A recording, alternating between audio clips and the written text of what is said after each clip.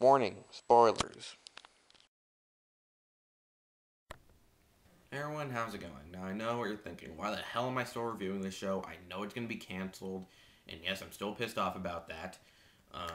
Hopefully the fans will be able to help and stop the show from being canceled, along with Green Lantern the animated series. But it's still a good show, and I want to talk about the episodes.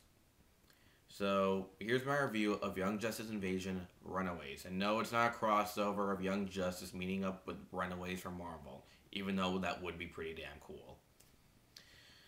But let's begin. Now, the episode opens in Star Labs, where we see all the kids who were experimented by the Reach and given superpowers. We have Isami, Virgil, Eduardo, and Ty. The only one here that does not have superpowers is this one kid. I can't remember his name, but he was Meltdown in the episode Bloodlines. He's the only one that wants to stay, and he's saying that, you know what, even though my powers are gone, they could come back. We don't know how long, you know, this, what they did to me will last. Like, I destroyed an entire fucking city. Like, who knows what your powers can do to a city? But the kids don't want to listen. They're like, no, no, okay, we want to go home. So, Virgil plans to break out with the others. Now, when they break out, Nightwing calls in Blue Beetle to try to talk these kids into going back to Star Labs, since Jaime is friends with Ty. And, you know, Jaime, you know, talks to them. He reveals his identity. But Yasami talks him into actually just helping them out and finding them a place to stay until they can figure out what they're going to do. Since Virgil actually, you know, was trying to think that, you know what, hey, we can go to our parents' place. Of Blue Beetle just said, you know what, no, that's not a good idea. You know, they'll go after you, and who knows what could happen to your parents if, you know, you're there. But yeah, like, it looks like it could be pretty good. It looks like it's smooth sailing. Like, Blue Beetle is like gonna send him to Green Beetle, and but it is interrupted when they find out that Star Labs is being attacked by a red volcano, who plans to rebuild Amazo. Now, this episode is very, very good. It was a great way to introduce these characters. I really can't wait what they do with Virgil. I really love the Stack Shock series.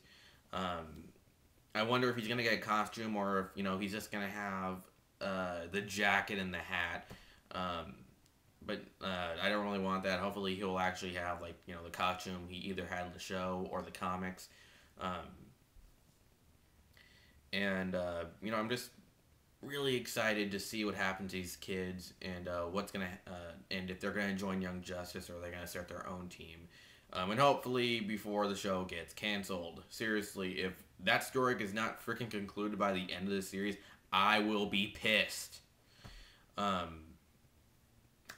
As for Blue Beetle, like, there's a big, big twist in the end, which I'm not going to reveal, but I will say this. Called it!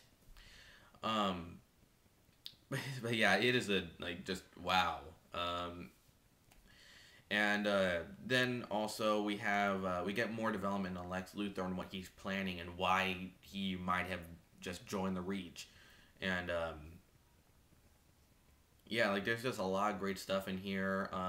They also mention that Young Justice is basically the Just League now, because they're just now, because they're doing a lot more stuff than just covert operations. Like, Nightwing talks about how Impulse is helping out after a tsunami, and kind of shows that these kids have really stepped up in becoming not just from sidekicks to like a sub team for the Just League, and now becoming the Justice League, which I gotta say is pretty damn good and great development.